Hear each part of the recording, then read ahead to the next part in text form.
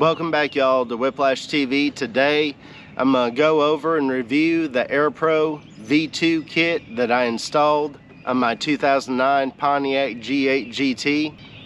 If y'all haven't checked it out already, be sure to go check out the installation video of the Aerpro V2 kit and the Alpine ILX-507 head unit. Today I'm going to do a review of the Aerpro V2 unit. I'm going to let you know about the good things about it, a few of the bad things about it, and let you know if I would buy it if I had to do it over again, and if I recommend that you buy it. Please help this video and the channel out by hitting a thumbs up on this video. Please also subscribe to the channel and also ring that notifications bell. If you have any questions that don't get answered in this video, then feel free to drop me a comment down below and ask whatever question you have, or leave me a comment about your experience with this Aerpro V2 kit. Alright, let's jump right into the overview and the review of this Aerpro unit. So to start with, overall I am happy with the looks of this Aerpro V2 kit. I am happy with how it turned out. Looks real good, even just sitting there not powered up. I'm going to pull the car into a little darker area so that way I can run over all these controls with you with it lit up so you can see real good what I'm doing. Alright, let's power the system up and take a look.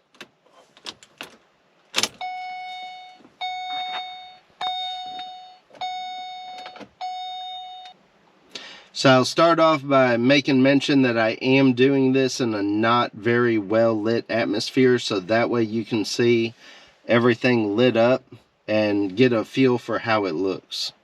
So just to start off with, I am happy with this kit and how it looks. In the looks department, in my opinion, it definitely looks good.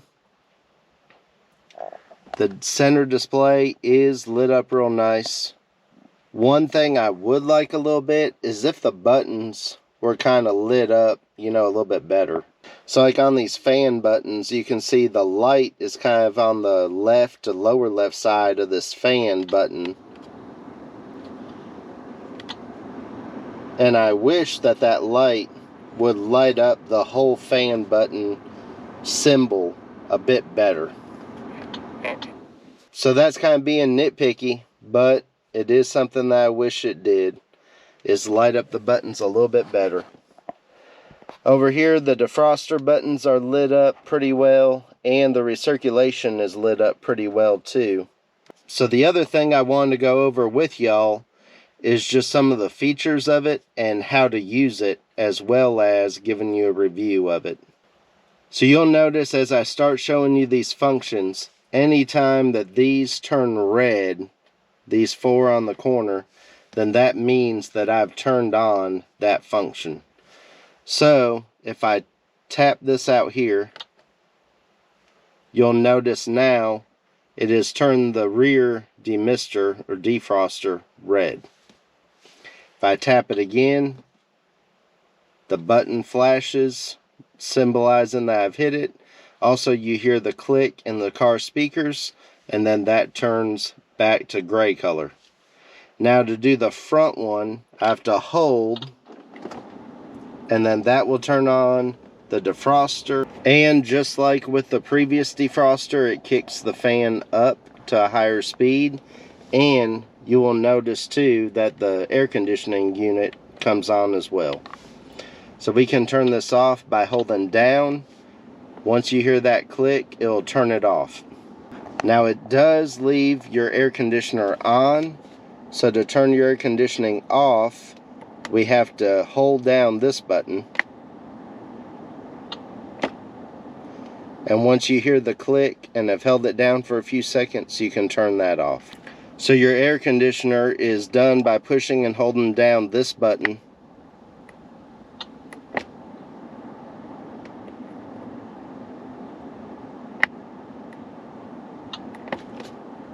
Your knobs are used to control your temperature. Now, this is something that is one thing that I wish worked better. So, as long as you turn it pretty slow, it works pretty good. But there's some times where I've turned it and either the number didn't move, or it takes a little while for it to catch up, or if you go real fast, it actually will kind of go backwards just a little bit sometimes. So it's definitely not a knob that you should turn really fast like that. It's a knob that you're going to have to go slow. It works a lot better if you just take it easy and go in individual increments for you to make it cold or make it hot. As you're turning it, you can feel it it has a set spot where when you turn it, it has a notch to it. So as long as you just turn it one notch at a time, then it does fine. So don't think that you're going to turn this knob and just whip it real fast to hot or real fast to cold. You're just going to have to be patient with it. If we tap this button, it then puts it into auto mode. And then grabbing it with the fan controls will put it into manual mode. One thing that I really like on this unit is that it always displays the outside temperature down here at the bottom.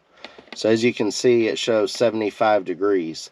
Now in the old factory unit, you had to hit a exterior temperature button, which if I remember right was located over here. And you would have to push that exterior temperature button to actually display it. Whereas here it's displayed all the time. So that is a function that I really like. Over here the fan controls are really simple. You just simply tap it.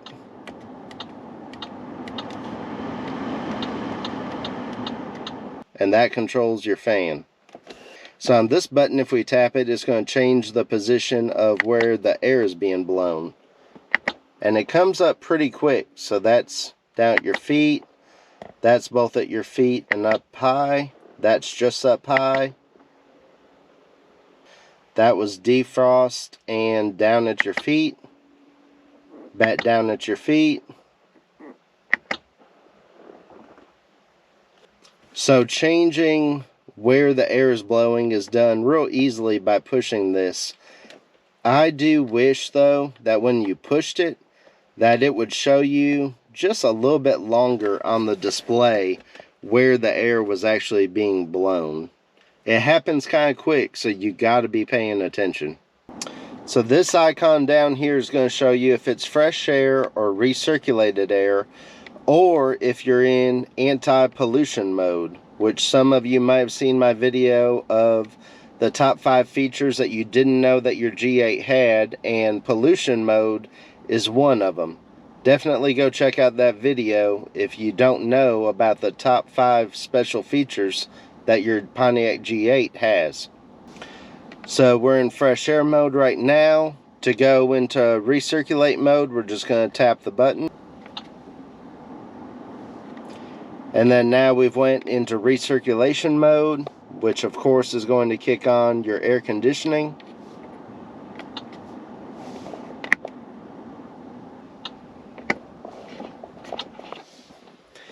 So now if we want to go into anti-pollution mode, we have to tap and hold this button over here down for 5 seconds, and then we're going to hear a chime.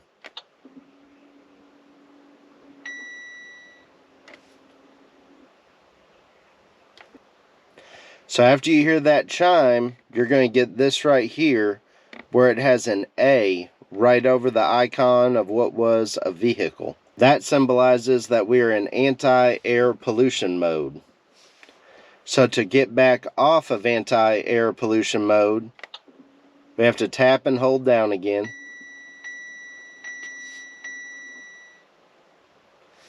And then that'll put us back to fresh air, where then we can control it to go back and forth from fresh air or to recirculate. If for some reason you want to change your Aerpro HVAC unit to Celsius, you have to press and hold this button for 10 seconds. Once you press and hold it for 10 seconds, your temperature will be displayed in Celsius. And if it ever gets stuck on Celsius and you need to get back to Fahrenheit, Press and hold this button for 10 seconds. Then it'll switch it back. If you ever need to recalibrate your Aerpro HVAC system and your shutter door in the back, which moves where your air goes, if your airflow goes to defrost or down at your feet or up high, just simply press and hold this button here for 5 seconds, and then you'll hear the actuator start to move and it'll recalibrate your system. If you want to go into dual climate control, all you have to do is press and hold down this button, and then when you have 2 temperature settings pop up on your center screen, that lets you know that now you can separate each zone independently of each other. So another thing that I really like on this kit is this USB port. When I did the installation of the Alpine head unit, I hooked up the wired USB Apple CarPlay and Android CarPlay into this USB right here. So this USB really works well and makes it easy for if I need to charge my phone, or if I'm going to do, you know, like a wired Apple CarPlay or Android CarPlay hookup. So overall, I would recommend this kit to anyone looking to purchase one. Like I mentioned, it would be really nice to have a couple of those buttons lit up just a little bit better, and it would be nice if you could, you know, just flip from hot to cold real fast and not have the button kind of, you know, work a little bit different instead of having to take your time. So I can't say obviously that it doesn't work as designed, because you can turn the button slowly and it'll change the temperature. And I've heard that the V2 kit that I have is way better than the V1 kit in regards to that and some other things. So overall, it's a good working kit. I would say that is really simple for me to use on a day in and day out basis. Also, with some of the functions being kind of hidden, you know, like the putting the air.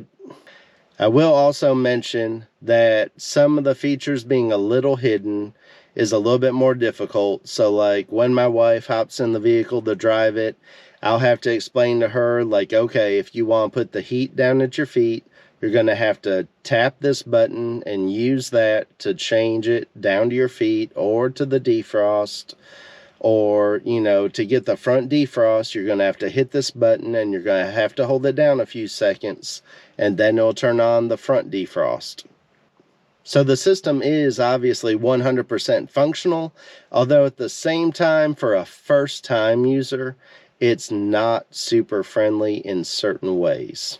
When I first got the unit, I obviously had to look at the instruction manual and say, okay, how do I actually take and put the air down at my feet? Like, I can't look at the kit and it actually tell me how to do it. So you do have to watch a video like this or pull out your owner's manual just to see and figure out how to do some of the special functions. So again, I am just kind of nitpicking, so I'm not trying to pick on the system real hard or say that I wouldn't buy it or wouldn't recommend it, because I would. There's just a few things that you have to learn and just kind of get used to with it. Over all the kits that I've seen, this Aerpro V2 kit is the one that I would buy if I had to do it over again. If y'all have any questions that I did not cover in this video, drop them down below in the comment section and I'll do my best to answer any question that you have. If you enjoyed this video and would like to also help out the video and the channel, please hit the thumbs up button, and also consider hitting the subscribe button down below and ringing the notifications bell. That way you get notified every time that I post a new video. Thank y'all for watching, and I'll catch you on the next video.